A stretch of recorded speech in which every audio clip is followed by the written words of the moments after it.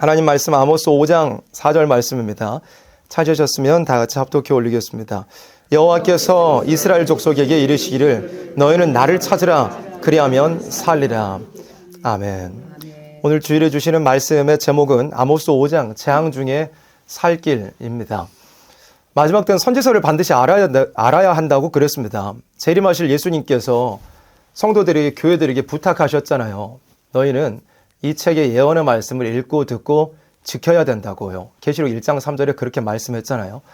요한계시록을 통해서 예언의 말씀을 읽고 듣고 지키라고, 그래야 재림하실 예수님을 맞이할 수 있다고 교회들에게 명령 부탁하셨습니다. 근데 요한계시록의 말씀은 10장 7절 말씀을 보니까 반드시 하나님의 비밀은 그 종 선지자들에게 전하신 복음과 같이 이루리라고 그랬습니다. 계시록은 선지서와 반드시 연결이 돼야 된다고 요한계시록 10장 7절에 말씀을 한 겁니다. 하나님은 구약 선지자들을 통하여서 하실 일들을 미리 다 말씀하여 두시고 말씀하여 두신 대로만 이루어 가시는 하나님이십니다. 아모스 3장 7절에도 동일한 말씀이 있습니다. 주 여호와께서는 자기의 비밀을 그 종 선지자들에게 보이지 아니하시고는 결코 행하심이 없으시리라 그랬습니다. 그래서 우리가 하나님의 하시는 역사를 알고자 한다면 선지자들을 통하여서 하신 말씀을 알아야 합니다. 예수님께서 2000년 전에 처녀의 몸을 통하여 잉태되셨고 십자가의 대속을 완성하여 두셨고 부활하시고 승천하시고 성령 보내어주신 것도 선지자들에게 전하셨던 말씀대로 이루어진 사실이 되었습니다. 이루어진 일이었습니다. 지금까지 2000년 은혜 시대 동안 기독교의 역사 동안에 세계 만방에 교회가 세워지고 예수 복음이 전파되고 성령의 역사가 이렇게 퍼지게 된 것도 다 구약의 선지자들을 통하여 하신 예언이 이루어지는 과정이었습니다. 오늘의 우리가 살아가고 있는 이 현실이 엄청 혼란하고 참 종잡을 수 없는 그런 참 상황 속으로 곤두박질 쳐가는 모습을 보는데요. 이런 상황 가운데 하나님의 뜻이 무엇인지 우리 참된 신앙인들은 참 궁금해할 수밖에 없는 그런 상황입니다. 다른 어떤 곳에 하나님의 뜻이 있지 않고요. 다른 어떤 것을 통하여서 하나님의 그 작정하신 바를 우리가 알 수 있는 것이 아닙니다. 오직 하나님께서 선지자들을 통하여서 하신 말씀 하나만을 통하여서 지금 이 시기에 하나님이 어떻게 역사하고 계시고 앞으로 하나님께서 어떻게 역사하실 것인지를 우리가 알 수 있는 겁니다. 그래서 이 마지막 때는 특별히 선지서의 말씀이 필요합니다. 계시록에서는 구약의 본지자들이 했던 그 예언을 마지막 때 다시 예언하라고도 말씀했습니다. 구약의 선지자들의 예언은 구약에 이루어졌던 것뿐만 아니라 본질적으로는 이 인간 종말에 마지막 때 이루어질 일을 예언한 것이기 때문에 구약에 예언했던 그 예언을 마지막 때 다시 예언하라고 성경은 말씀하고 있는 겁니다. 그런 의미에서 우리가 이 시간에도 아모스 5장 성경 말씀 펴가지고 함께 살펴보고자 합니다. 이 시대에 필요한 것이 선지서의 말씀입니다. 그래서 이 아모스 5장 성경을 보는 것은 많은 다른 교회들에서는 선지서 말씀은 그냥 옛날 지나간 일이라고, 그냥 과거 구약에 이스라엘 민족에게 이루어졌고 그대로 끝나버린 역사 중에 하나라고만 알고 있습니다.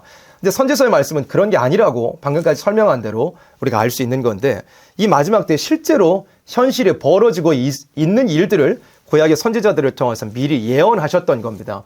우리는 이 말씀을 통하여서 이렇게 혼란한 세상을 분별할 수 있어야 되고, 말씀을 통해서 이 혼란 가운데 휩쓸리지 않고 무엇이 옳고 무엇이 그른지를 정확하게 바로 붙잡고 갈 수 있어야 한다는 것입니다.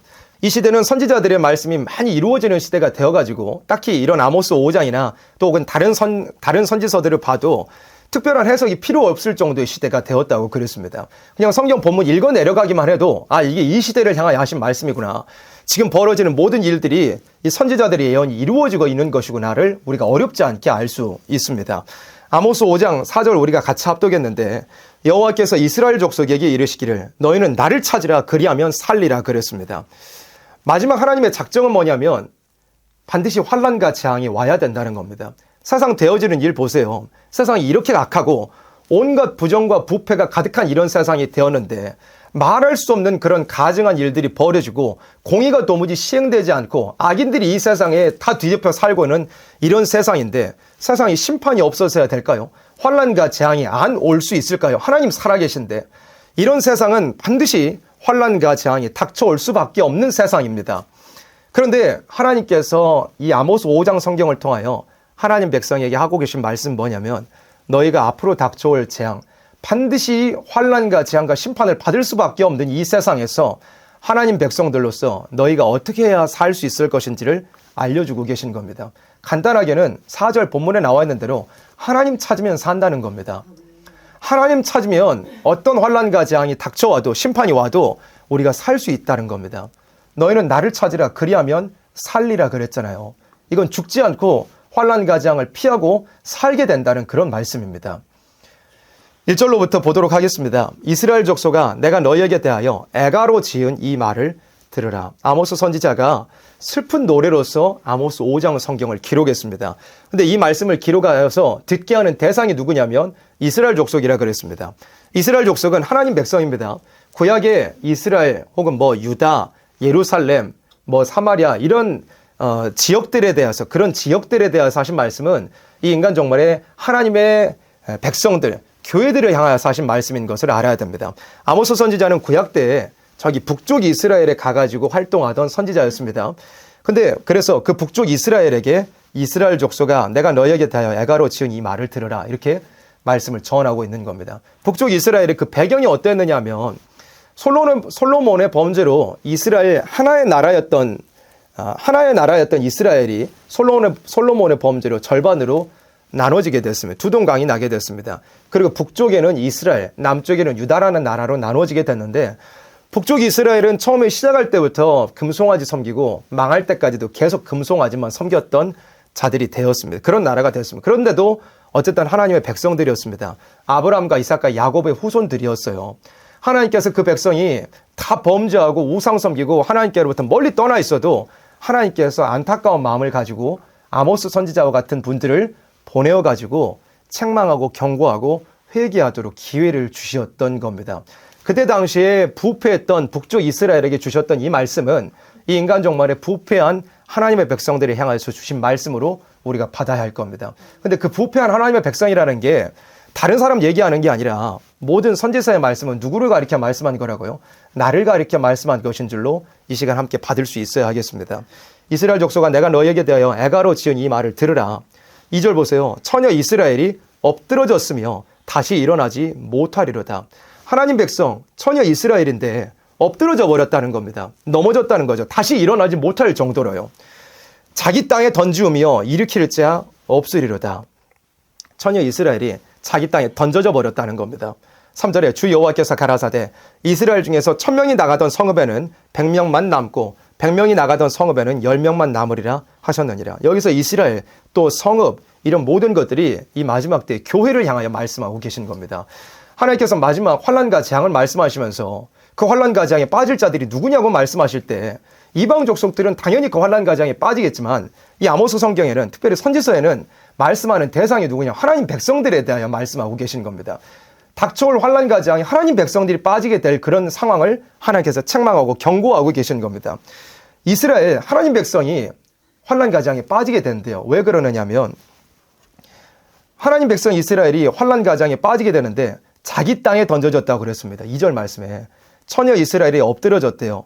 그리고 자기 땅에 던져져 버렸대요. 그리고 일으킬 자가 없으리로다 그랬어요. 그래서 이 말씀을 통해서 우리가 알 수 있는 건 뭐냐면 하나님 백성들은 내 땅이 이 세상에 있어서는 안 됩니다. 무슨 뜻이냐면 우리 하나님 백성들로서는 언제나 하나님 나라를 기다리고 예수님 재림하셔가지고 이루실 그 나라를 우리가 소망하는 사람이 되어야 되지 우리 하나님 백성은 이 땅에 이 세속에다가 소망을 두고 사는 사람이 되어서는 안 된다는 겁니다. 근데 하나님 백성들이 환난과 재앙에 빠지게 되는 그 이유를 말씀할 때 처녀 이스라엘이 자기 땅에 던져져 버렸대요. 무슨 뜻이냐면 하나님 백성이라고 하는 사람들이 이 땅에다 소망 두고 살았던 겁니다. 이 땅에서는 우리가 나그네요. 이 땅에서는 외방에 사는 것 같이 얼른 고향 땅으로 돌아갈 사람 같이 우리는 살아야 하는데 하나님 백성 이스라엘이 심판을 당하게 되는 이유가 뭐냐면 이 땅에도 소망을 내리고 이 세속을 자기 땅으로 여기고 뿌리 내리고 살고 있었던 겁니다. 그래서 하나님께서 원하는 대로 하나님 항상 원하는 대로 해주시는 분이거든요. 내가 예를 들어 우상을 사랑하잖아요. 그럼 그 우상과 같이 죽게 해주십니다. 내가 주님을 사랑하잖아요. 주님과 같이 그 나라에 들어가서 영광을 누리게 하십니다. 하나님은 원하는 대로 해주시는 분이에요. 내가 세상을 사랑하잖아요. 그러면 내가 사랑하는 세상과 같이 불타게 해주셔요. 내가 하나님을 사랑하잖아요. 그럼 하나님과 영원히 멸망치 않고 영생을 누리게 해주시. 하나님은 다 각자 사람의 원하는 대로 해주시는 분입니다. 근데 여기서 하나님 백성 이스라엘이 자기 땅에 던져져 버렸답니다. 자기가 이 세상을 사랑하고 있었던 거예요. 하나님 백성들이 하나님 나라를 바라보지 않고 신령한 축복을 사모하지 않고 이 세속을 심판해버리고 오게 될 예수님 나라를 기다리지 않고 이 세상 것들을 좋아하고 사랑하고 즐기고 누리고 살았던 겁니다. 그래서 하나님께서 이스라엘 하나님 백성을 자기 땅에다 너희들이 원하는 너희가 이 땅을 사랑하느냐 너희 땅에다 던져버린다. 이렇게 지금 말씀하고 계신 거예요. 그리고 3절에 보니까 이렇게 멸망하게 될 하나님의 백성이라고 하는 사람들이 얼마나 많으냐면 10분의 1만 남는다고 말씀했습니다. 아모스 5장 3절에서는요. 1000명이 나가던 성읍에는 100명만 남고 100명이 나가던 성읍에는 10명만 남으리라 그랬잖아요. 이게 하나님께서 마지막 때에 멸망당할 사람들이 교회 다니고 있는 사람들 가운데서도 아무리 적게 잡아도 90% 이상은 다 망한다고 말씀한 겁니다.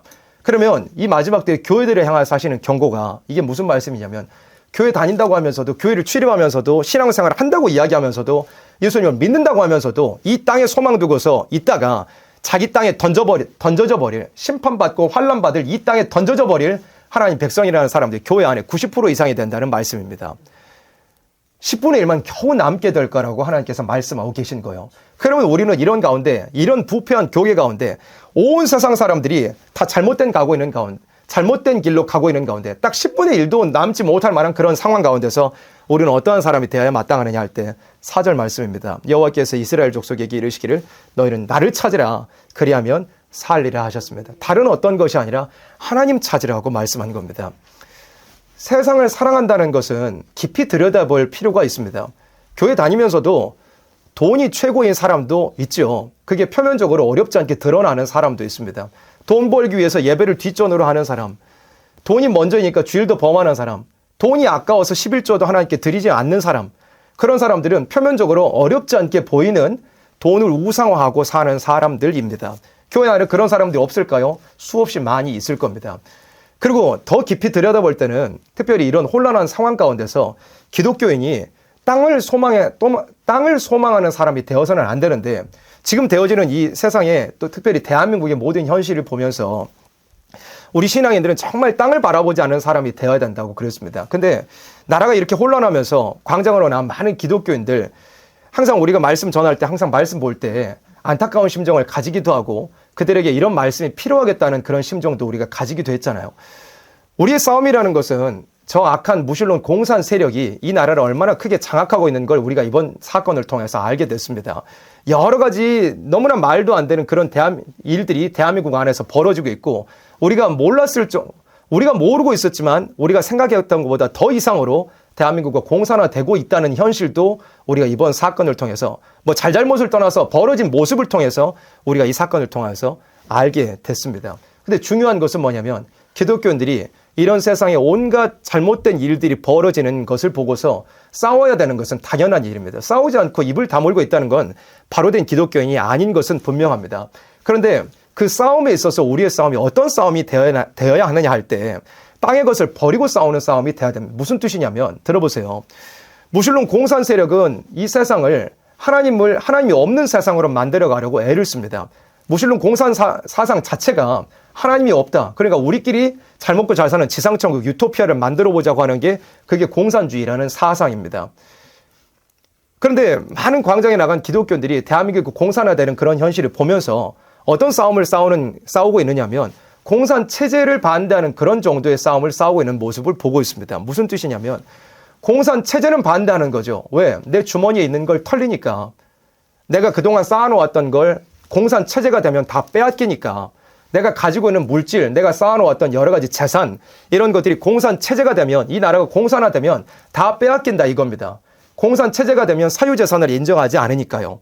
근데 그러면서도 한 가지로 아쉬운 것은 무엇이냐면 공산주의라고 하는 사상적인 싸움을 온전히 버리고 있지 못한 모습을 봅니다. 무슨 뜻이냐면 공산주의는 하나님을 잊어버리게 하는 사상입니다. 공산주의는 하나님이 없으니까 우리 나름대로 살아보자고 하는 게 그게 공산주의입니다. 철저히 무신론입니다. 그리고 유물론입니다. 눈에 보이는 것이 전부라는 것이 공산주의의 핵심 사상입니다. 그러면 우리 기독교인들이 공산주의라는 사상과 싸우기 위해서는 어떤 사상을 가져야 되느냐면 우리의 범사의 하나님을 인정하는 사상이 있어야 됩니다. 우리가 그냥 내 주머니 털릴까봐, 내가 가지고 있는 재산을 빼앗길까봐 공산 체제에 반대하는 수준에 머물러 있어서는 안 될 것이고, 우리의 싸움이란 건 뭐냐면 내 개인의 삶에서부터 싸움이 시작돼야 되는 겁니다. 공산주의라고는 사상과 싸우기 위해서는 하나님을 인정하지 않고 눈에 보이는 것이 전부라고 하는 무신론, 유물론을 가지고 있는 이 공산주의라는 사상과 이 마귀의 사상과 싸우기 위해서는 내 개인의 삶에서부터 하나님을 인정하고 눈에 보이는 것을 초월하는 신령한 삶을 살아야, 그게 진짜 공산주의라고 하는 이 악의 사상, 마귀의 사상과 싸우는 싸움이 될 수 있다는 겁니다. 그런데 공산 체제는 반대하면서 내 자산이 빼앗길까봐, 이 나라가 공산화되면 사유재산을 다 없애버릴까봐 그것과는 싸우고 있지만, 그 개인의 삶은 하나님을 인정하지 않는 삶, 이방인들과 다름없이 세상의 온갖 더러운 문화적인 것들과 이방인들이 누리고 즐기는 것들, 이방인들 하고 사는 머리부터 발끝까지의 모든 모습들, 그런 것들을 똑같이 하고 살고 있다면 이기지 못할 싸움을 싸우고 있는 겁니다. 그래서 우리의 싸움이라는 것은 어떤 싸움이 돼야 되느냐, 이렇게 세상이 부정과 부패로 가득한 것을 보면서 여러 가지 보잖아요. 뭐 재판부의 부패든지 뭐 선거의 여러 가지 뭐 의혹이라든지 이런 것들을 우리가 봤잖아요. 뉴스를 통해서 드러난 것을 통하여서. 근데 그런 것들을 보면서 우리가 신앙의 노릇을 바로 알아야 되는 건 뭐냐면, 세상은 어차피 부패에 간다는 걸 우리가 알고 있어요. 마귀가 살아있는데요. 세상은 심판으로 간다고 그랬잖아요. 예수님 재림하시면 세상이 심판받으리 만큼 죄악이 가득한 세상이 돼야 된다는 겁니다. 그럼 세상은 어차피 심판을 향하여 달려갑니다. 그게 이 사건을 통해서 잠시 조금이나마 드러나게 된 겁니다. 그러면 우리 신앙인들이 이걸 보고서 어떤 자세를 가져야 되냐면, 세상이 이렇게 부패했구나, 세상이 이렇게 더러운 것으로 가득하고 말할 수 없는 그런 부패가 가득하구나, 이런 걸 보면 내 자신을 돌아볼 수 있는 사람이 돼야 됩니다. 세상에 여러 가지 부정과 부패가 가득한 걸 보면서도 그것보다 더 심각한 건 뭐냐면 내 자신 안에 있는 부패인 겁니다. 무슨 이 대한민국에 무슨 기관이 부패하고 무슨 사람들이 부패하고 이런 것들을 보면서 우리 신앙인들이 그 부패한 자들을 책망하는 것도 해야 될 일이기는 하지만, 그러면서 내 자신을 더 돌아보는 것이 더 중요한 일입니다. 세상은 어차피 불탈길로 가는 거고, 그러면 신앙인으로서 나에게 더 중요한 문제는 뭐냐면, 더 심각한 건 뭐냐면 내 자신 안에 있는 부패다 이겁니다. 나는 이 마음 안에 우상이 없나요? 나는 물질적으로 정확히 깨끗한가요? 하나님 앞에서 우리가 깨끗한 삶을 살고 있나요? 정말로 하나님 앞에 어떤 부정도, 조그만 부정도 없이 정말 하나님 앞에 담대히 살 사람으로서 우리가 살고 있나요? 그렇지 않다면 세상의 부정함보다 더 심각한 건 뭐냐면 내 안에 있는 부정함이 더 심각한 겁니다. 세상은 어차피 망할 길로 가는데 나는 그럴 사람이 되지 말아야 된다면, 진짜 심각한 부정이라는 건 뭐냐면 세상에 있는 부정보다도 내 안에 있는 부정이 더 심각한 문제라는 것을 우리가 알아야 됩니다. 그래서 이 싸움에서, 이렇게 부패해가는 세상 가운데서 우리의 싸워야 될 싸움이란 건 어떤 싸움이냐면 진실한 싸움을 싸워야 됩니다. 모든 곳에 있어서 하나님이 인정하는 삶, 어떤 곳에 있어서도 하나님이 나를 지켜보시고 하나님 앞에 정직하려고 진실한 자로서 싸워보려고 하는 그런 내 생활에서부터 싸우는 그 사상적인 싸움이 있어야만 우리가 이길 싸움을 싸울 수 있다 이겁니다. 계시록에도 그랬잖아요. 진실한 자가 이기리로다, 그렇게 말씀을 했잖아요. 그러면 공산 체제를 반대하는, 내 재산을 뺏기기 싫어하는 그런 싸움의 수준에 있다면 정확하게 말하면 그건 욕심으로 말미암는 싸움입니다. 내가 가지고 있는 이 돈 빼앗기기 싫은 공산 체제가 벌어지면 내가 가지고 있는 걸 빼앗아 가니까, 내가 욕심 부려서 모아놨던 걸 다 빼앗기게 되니까, 그러면 그 싸움의 그 근원적인 원동력은 뭘까요? 내 욕심을 지키기 위한 싸움밖에는 안 되는 겁니다. 정확하게 이야기하면요. 그러면 이 싸움이라는 건 반드시 질 싸움밖에는 안 된다 이겁니다. 그래서 우리 신앙인들이 여기 1절 3절에 하나님 백성들이 마지막 때 왜 망하게 되느냐를 우리가 살펴봤을 때 자기 땅에 던져지게 된다 그랬습니다. 이 세상의 소망을 가지고 이 땅에 있는 것을 사랑하고 이 땅에 있는 것을 가지고 그걸 사랑하는 사람이 있다면 이 땅에 던져질, 이 땅이 망할 때 같이 망할 사람이 될 거라고 성경 말씀하고 있는 겁니다. 그러면 우리는 어떠한 사람이 돼야 된다고요? 4절 말씀에 우리는 하나님 찾는 사람이 돼야 됩니다. 정말 하나님만 바라보는 사람, 하나님만이 나의 소망이 되는 사람, 하나님만 나의 해결책이 되는 사람, 하나님 말씀만이 나의 빛이 되는 사람이 우리는 돼야 되는 겁니다. 그리고 물질적인 문제 외에도요, 이런 혼란한 상황들을 보면서 많은 사람들이 이런 정치인 의지하고 저런 나라를 또 의지하고 이런 모습들을 얼마나 많이 봅니까? 또 이런 상황이 벌어져 가지고 이런 것들로 해결이 되지 않겠는가? 뭐 말도 할 수 없는 그런 소설 같은 이야기들을 사람들이 지푸라기 잡듯이 잡고 있는 것을 우리가 보고 있습니다. 근데 신앙인으로서는 이 나라가 혼란한 상황 가운데서라도 우리의 오직 소망 되시는 유일한 분은 누구냐면 하나님이십니다. 우리의 유일한 소망, 이 어두운 가운데, 이 혼란 가운데 비추어질 수 있는 유일한 빛은 뭐냐면 하나님 말씀밖에 없다는 것을 우리는 알아야 하는 겁니다. 그래서 하나님께서 너희는 나를 찾으라 그리하면 살리라 하셨습니다. 그리고 5절에 베델을 찾지 말며 길갈로 들어가지 말며 브엘세바로 또 나아가지 말라 그랬어요. 여기서 베델, 길갈, 브엘세바가 나오는데 우리가 성경 읽어보면 이 베델, 길갈, 브엘세바가 어떤 지역이었는지 다 알고 계실 겁니다. 이 세 곳이 다 말하자면 성지였습니다. 베델이 어디였죠? 야곱이 쫓겨가면서 하나님을 만나 배웠던 곳이 바로 베델이었어요. 하나님께서 야곱에게 말할 수 없는 그 땅의 축복을 주셨던 곳이 베델이었잖아요. 길갈은 어디였죠? 출애굽해가지고 이제 그 약속의 땅을 정복하러 들어가기에 가장 먼저 할례를 행하여서 하나님의 법을 준행하였던 곳이 바로 길갈이었습니다. 브엘세바는 어디였느냐면 창세기 21장에 아브라함이, 우리 믿음의 조상 아브라함이 브엘세바에서 하나님의 이름을 불렀다고 그랬습니다. 그리고 베델이든 길갈이든 브엘세바든 다 신앙적으로는 다 성지라고 할 만한 곳이었습니다. 근데 하나님께서 베델 찾지 말고 길갈로 들어가지 말고 브엘세바로 나아가지 말라고 하신 겁니다. 이걸 이 마지막 때에 적용하면 뭐냐면 교회들이 다 부패해버렸다는 겁니다. 실제로 구약 역사에서도 베델, 길갈, 브엘세바가 성지였거든요. 하나님을 만나 배웠던 그런 거룩한 장소였거든요. 믿음의 조상들이, 또 하나님 백성들이. 근데 시간이 지나면서 구약 역사에서 베델, 길갈, 브엘세바가 전부 우상의 처소들이 됐습니다. 우상이 가득한 곳이 됐어요. 대표적으로 베델은 금송아지가 세워진 곳이 돼버렸습니다. 야곱이 하나님을 만나 배웠던 그 장소가요. 그러니까 하나님께서 아무리 성지였더라도, 아무리 거룩하게 하나님 만나 주셨던 곳일지라도 이제는 그 부패한 곳 찾지 말아라 한 겁니다. 그럼 이걸 이 마지막 때로 적용하자면 교회들이 아무리 출발할 때는 예수의 피로 출발을 했고 성령의 충만함으로 출발을 했고 순교의 정신을 가지고 출발을 했었더라도 이제 교회들이 부패해버렸다면 그런 것을 찾아가지 말라고 말씀한 겁니다. 부패한 교회에 발들이지 말고 그 부패함에 물들지 말라고 하나님 말씀한 거예요. 길갈은 정령 사로잡히겠고 베델은 허무하게 될 것임이라 하셨나니 너희는 뭐 하라고요? 여호와를 찾으라. 그럼 부패해버린 곳으로 가지 말고 너희는 여호와를 찾으라. 그리하면 살리라. 염려컨대 저가 불같이 요셉의 집에 내려서 멸하시리니 베델에서 그 불들이 끌 자가 없을까 하노라. 이 베델이 어디냐면 교회를 가리킨 겁니다. 하나님 교회에다 불을 질러버리시는데 그 교회에 일어나게 된 그 불을 끌 자가 없을 거라고요. 7절에 공법을 인진으로 변하며 정의를 땅에 던지는 자들아.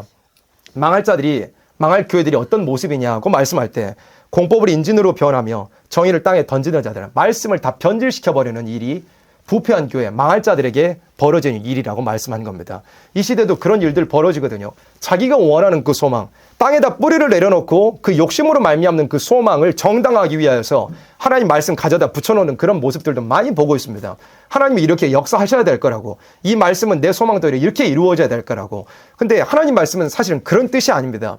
하나님 말씀은 이 세상이 다 불타야 되고 신앙인들, 참된 신앙인들이 가진 모든 것이라도 다 불타야 된다는 거.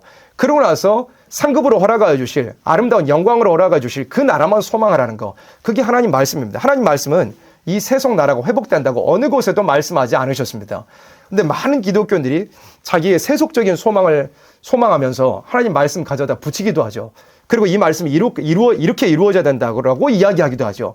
그게 다 말씀을 변질시키고 있는 일인 겁니다. 8절에 묘성과 삼성을 만드시며 하늘의 별자리들을 만드신 하나님, 사망의 그늘로 아침이 되게 하시며 백주로 어두운 밤이 되게 하시며 바닷물을 불러 지면에 쏟아지는 자를 찾으라. 그러니까 무소불능하신 하나님만 찾으라 이겁니다. 그 이름이 여호와시니라 그랬습니다. 그래서 이렇게 1절 8절 말씀에는 10분의 1이 남게 되는, 그러니까 교회들이 다 부패하고 하나님 백성들이 다 부패해서 환난 가지한과 심판이 닥쳐올 때 땅만 바라보다가 망해버릴 자들이 90% 이상이, 성경 말씀대로 90% 이상이 되어버릴 만한 이런 마지막 때에도 우리 하나님 백성들 재앙 중에 살고 싶으면 어떻게 해야 되느냐? 하나님만 찾으라고 말씀한 겁니다. 정말 하나님만 찾아야 된다고 말씀한 겁니다. 그리고 9절 보겠습니다. 저가 강한 자에게 호련히 패망이 임하게 하신 즉 그 패망이 산성에 미치느니라. 무리가 성문에서 책망하는 자를 미워하며 정직히 말하는 자를 싫어하는도다. 세상이 악해져요. 교회들도 다 악한데 끌려가게 돼 있습니다. 그런데 그 특징이 뭐냐면 책망하는 자를 미워해요. 정직히 말하는 자를 싫어합니다. 책망을 듣기를 싫어해요. 죄를 후벼 파는 걸 듣기를 싫어하고 귀를 막아버리는 겁니다. 그러다가 다 망하게 되는 거예요. 하나님 말씀은 우리를 살리기 위한 의사의 수술칼과 같습니다. 암덩어리가 있으면 수술칼로 살을 째고 암덩어리를 끄집어 내버려야 됩니다. 그리고 수술을 다시 수술한 그 부위를 봉합해서 치료해야 되는 겁니다. 하나님 말씀은 그와 같은 역할을 합니다. 근데 자신 안에 암덩어리가 있는데도 불구하고, 그 죄악이라고 하는 암덩어리가 있는데도 불구하고 그 칼로 자기 살을 째기를 싫은 거죠. 그 고통을 감당하기를 싫은 거예요. 회개하기가 싫다는 의미입니다. 하나님 말씀은 그렇게 받기 싫어요. 자기가 가지고 있는 그 욕심이라는 암덩어리, 죄악이라는 암덩어리를 그대로 품고 살고 싶어하는 그런 강팍한 마음들이 하나님 백성들에게 있다고 이렇게 10절에 말씀하고 있는 겁니다. 책망하는 자를 미워한대요. 정직히 말하는 자를 싫어한대요. 11절, 너희가 그러면서 사람들이 어떻게 사느냐면 너희가 가난한 자를 밟고 저에게서 미래의 부당한 쇠를 취하였은즉 너희가 비록 다듬은 돌로 집을 건축하였으나 거기 거하지 못할 것이요 아름다운 포도원을 심었으나 그 포도주를 마시지 못하리라. 하나님 백성들이 가난한 자 다 밟아버린대요. 미래의 부당한 쇠를 취한대요. 그냥 물질적으로 부정한 일을 벌이고 있다는 겁니다. 12절에 너희의 허물이 많고 죄악이 중함을 아노라. 너희는 의인을 학대하며 뇌물 받고 성문에서 궁핍한 자를 억울하게 하는 자로다. 하나님 백성들이 이런 부정한 짓들을 벌이고 있다는 겁니다. 그래 세상에 부정한 것보다 더 심각한 게 뭐냐면 성경의 말씀대로는 하나님 백성들의 그 망할 부정함이 더 심각하다고 지금 말씀하고 있는 겁니다. 13절, 그러므로 이런 때에 지혜자가 잠잠하라니 이는 악한 때임이니라. 그러면 하나님 백성으로서 재앙 중에 남을 자가 되기 위해서는 어떻게 해야 되냐? 악한 일에 동참하지 말아야 된다는 겁니다. 우리가 이 지혜자가 돼야 되거든요. 지혜자는 세상이 이렇게 혼란하고 부정과 부패 여러 가지 죄악으로 망할 길로 가고 있을 때 지혜자는 잠잠해야 된다는, 이게 무슨 뜻이냐면 그 죄악에 동참하는 사람이 되지 말아야 된다는 뜻입니다. 악한 때이기 때문에요. 14절에 너희는 어떻게 해요? 살기 위하여 선을 구하고 악을 구하지 말지어다. 만군의 하나님 여호와께서 너희의 말과 같이 너희와 함께 하시리라. 너희는 악을 미워하고 선을 사랑하며 성문에서 공의를 세울지어다. 만군의 하나님 여호와께서 혹시 야곱의 남은 자를 긍휼히 여기시리라. 우리가 선을 찾고 하나님 말씀에 공의를 세우는 사람이 된다면 하나님께서 혹시 긍휼을 베풀어 주실 것이라고 말씀합니다. 16절, 그러므로 주 만군의 하나님 여호와께서 말씀하시기를 사람이 모든 광장에서 울겠고, 전부 망하니까 모든 광장에서 다 우는 일이 벌어집니다. 광장에서 우는 일이 벌어져요. 회개가 안 되면 아무리 사람의 광장이 많이 모였어도 광장에서 우는 일이 벌어진다고 하고 있잖아요. 모든 거리에서 오호라 오호라 하겠으며 농부를 불러다가 애곡하게 하며 울음꾼을 불러다가 울게 할 것이며 모든 포도원에서도 울리니 이는 내가 너희 가운데 지나갈 것임이니라. 이는 여호와의 말씀이니라. 그래서 9절로 17절에는 악한 일에 남고 싶다면 악한 일에 동참하는 자가 되지 말아야 된다고 하고 계십니다. 18절에 보겠습니다. 화 있을진지요 여호와의 날을 사모하는 자여 너희가 어찌하여 여호와의 날을 사모하느뇨 그 날은 어두움이요 빛이 아니라. 우리가 예수님의 재림을 기다리고 있습니다. 근데 아무 준비 없이 기다린다는 것은 굉장히 무모한 일입니다. 무모할 뿐만 아니라 어리석고 미련한 행동입니다. 하나님의 날은 어떤 날이냐면 무서운 날입니다. 그러니까 예수님 재림하시는 날을 여기서는 여호와의 날이라고 말씀을 한 건데 예수님 재림하시는 날은 빛나는 날이 아닙니다. 사상 인류 역사 중에서 가장 어둡고 캄캄한 날이 예수님 재림하시는 날입니다. 계시록 11장에 그렇게 말씀했잖아요. 예수님 재림하시는 그때가 세상이 어떻다고요? 애굽과도 같고 소돔과도 같고 주 예수의 못 박히신 곳과도 같을 만큼 세상이 이 마지막 때 예수님 재림하실 때가 가장 어두운 시기라고 말씀한 겁니다. 그럼 그 어둠을 뚫는 자라야 재림하실 예수님을 맞이할 수 있는 사람이 되는 건데 사람들이 아무 준비도 없이 그냥 아무 어떤 막연한 기대를 가지고서 예수님의 재림을 스스로 맞이할 수 있을까라는 그런 자신감에 차이는 걸 하나님께서 책망하고 계신 거예요. 너희가 어찌하여 여호와의 날을 사모하고 있느냐? 너희가 도대체 무슨 근거로 무슨 자신감으로 예수님의 재림의 날을 기다리고 있느냐? 그 날은 어두운 날이고 빛이 아닌데 스스로 어두움을 뚫고 나아갈 만한 빛도 가지고 있지도 않으면서 어떻게 예수님의 재림을 기다린다고 이야기하는 하나님이 황당하신 거예요. 그걸 18절에 말씀한 겁니다. 마치 사람이 사자를 피하다가 곰을 만나거나 혹 집에 들어가서 손을 벽에 대었다가 뱀에게 물린 것 같도다. 여호와의 날이 어찌 어두워서 빛이 없음이 아니며 캄캄하여 빛남이 없음이 아니냐. 예수님 재림하시는 날은 캄캄하게 어두운 날입니다. 우리 안에 빛이 있지 못하면 모든 부정과 부패 여러 가지 죄악 우상들을 또 이 세상에 대한 소망들을 더러운 소망들을 다 떨쳐내고서 예언의 말씀이라고 하는 등을 가지고 성령의 충만한 역사라고 하는 기름을 가지고 불을 밝히는 사람이 되지 못하면 그 어두움 가운데서 예수님 재림을 맞이할 사람이 되지 못하는데 하나님께서는 의아한 거예요. 황당한 거예요. 아무 빛도 준비도 안 해놓고 여호와의 날을 기다리고 있다는 겁니다. 21절에 보세요. 내가 너희 절기를 미워하여 멸시하며 너희 성회들을 기뻐하지 아니하느냐. 사람들이 막 모여요. 신앙인이라고 하는 사람들도 하나님 백성이라고 하는 사람들도 여러 가지로 막 이렇게 모이는 거예요. 모여가지고 집회도 열고 성회도 열고 절기를 또 지키기도 하는. 근데 하나님께서 그걸 미워하고 멸시한대요. 성회들을 기뻐하지 않아요. 왜 그럴까요? 회개가 안 되면 무슨 절기를 지키든지 성회를 지키든지 사람이 아무리 많이 모여도 누구하고 싸운다 그래도 회개가 안 되면 하나님께서 그걸 받지 않으시겠다고 말씀하는 겁니다. 22절 너희가 내게 번제나 소제를 드릴지라도 내가 받지 아니할 것이요 너희 살찐 희생의 화목제도 내가 돌아보지 아니하. 아무리 예배를 드려도 회개하는 중심이 없다면 이 앞구절에 나와 있는 것처럼 10분의 1밖에 남지 않을 만큼의 그렇게 교회가 부패한 상황에서 아무 회개가 없이 하나님께 예배로 모이고 성회로 모여도 하나님께서 듣지 않으시겠다고 말씀한 겁니다. 23절 네 노래소리를 내 앞에서 그칠지어다 네 비파소리도 내가 듣지 아니하리라. 그리고 하나님 제사 예배도 안 받으신대요. 하나님이 또 찬양도 안 받으신대요. 뭐가 안 되면 회개가 안 되면 부패한 교회 가운데서 회개라는 개혁이 일어나지 않으면 하나님께서 이 모든 것을 받으실 수 없다고 말씀한 겁니다. 성회도 예배도 그다음 찬양도 받으실 수 없다고. 24절에 오직 공법을 물같이 정의를 하수같이 흘릴지어다. 오직 무엇을 세워야 되느냐? 하나님 말씀 하나만 딱 붙잡아라 이겁니다. 공법과 정의 이게 뭘 말씀하는 거냐면 하나님의 뜻, 하나님 원하시는 그 뜻, 하나님의 변질되지 않은 그 생수와 같은 말씀 하나만 딱 붙잡고 있으라는 겁니다. 다른 어떤 걸로 변질되지 않고 부패한 교회에 휩쓸리지 말고 정말 다른 어떤 곳에 치우치지 않고 말씀 하나만 딱 붙들고 있으라. 그래야 하나님께서 재앙 중에 살 길 열어주신다고 말씀하는 겁니다. 25절 이스라엘 족속아 너희가 40년 광야에서 희생과 소제물을 내게 드렸느냐? 너희가 너희 왕, 식국과 너희 우상, 기운 그러니까 식구짓이나 기웃은 다 우상들을 가리킨 거예요. 너희가 너희를 위하여 만들어서 신으로 삼은 별 형상을 지고 가리라. 망할 자들에 대한 거예요. 27절 내가 너희를 다메섹 밖으로 사로잡혀 가게 하리라. 이는 만군의 하나님이라 일컫는 여호와의 말씀이니라. 27절은 뭐냐면 회개하지 않는 자들이 다 끌려가게 될 걸 말씀한 겁니다. 다메섹 밖으로 끌려간다고 그랬잖아요. 다메섹 밖으로 끌려간다는 것은 이 구약의 역사로 보면 아모스 선지자가 북쪽 이스라엘에 가서 예언했다 그랬잖아요. 그런데 북쪽 이스라엘이 이런 아모스 선지자의 책망을 안 들었습니다. 듣지 않다가 어떻게 되냐면 실제 그 나라가 멸망하게 됐어요. 북방으로부터 하나님께서 아수르라는 나라를 일으켜가지고 이 북쪽 이스라엘을 치게 하사 이 북쪽 이스라엘이 다 멸망을 당하게 됐고 다 죽고 포로되어 강제로 이주를 당하고 그리고 여기 말씀한 대로 다메섹 밖으로 실제 아람 지경보다 더 멀리 끌려가게 되는 일이 벌어지게 됐던 겁니다. 이 인간 종말에도 하나님께서 이와 같은 경고를 하나님 백성들에게 주고 계신 거예요. 회개가 안 되고 부패한 교회 가운데 휩쓸려가는 사람이 된다면 북방으로부터 닥쳐올 그 환란 가운데 남을 사람이 되지 못할 거라고 하나님은 이렇게 경고로서 아모스 5장 말씀을 마무리하고 계십니다. 그래서 재앙 중에 살 길이라는 제목으로 우리가 아모스 5장 성경 말씀 함께 살펴보았습니다. 반드시 재앙과 환란과 심판으로 갈 수밖에 없는 이런 세상을 어차피 악한 길로 가지만 심판을 받을 수밖에 없는 세상으로 앞으로 더 기울어지게 되겠지만 하나님 백성으로서는 어떤 사람이 돼야 되느냐? 재앙 중에 살 사람 돼야 된다는 겁니다.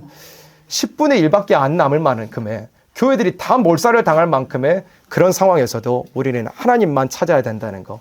세상이 이렇게 악해갈지라도 우리는 그 악으로부터 성별되어 있어야 된다는 거. 교회들이 부패해가지고 아무리 집회로 모이고 성회로 모이고 제사를 드리고 노래를 불러도 하나님 받지 못하실 일을 그런 일을 벌이고 있는 가운데서라도 우리 하나님 백성 재앙 중에 살고 싶은 사람 되고 싶다면 부패한 교계에 물들지 말아야 될 것도 세 번째로 말씀을 하셨습니다. 그래서 우리는 하나님 찾는 사람 되기 원합니다. 세상이 이렇게 혼란할지라도 정말 우리는 하나님 찾아가지고 앞으로 닥쳐올 이 모든 부패와 부정과 죄악과 여러 가지 더러운 것들을 해결하는 하나님의 방법, 바로 환난과 재앙과 심판입니다. 하나님께서 다 청소해버리시는 겁니다. 그런 일이 닥쳐올 때 우리가 그 모든 것을 피하고 우리 예수님 재림하셔서 이 땅에 깨끗하게 청소된 이 땅에 이루게 되실 아름다운 새시대 천년왕국의 그 축복을 우리들이 재앙 중에 살 사람 되어서 다 받아 누릴 수 있기를 간절히 바라고 소망합니다. 아멘.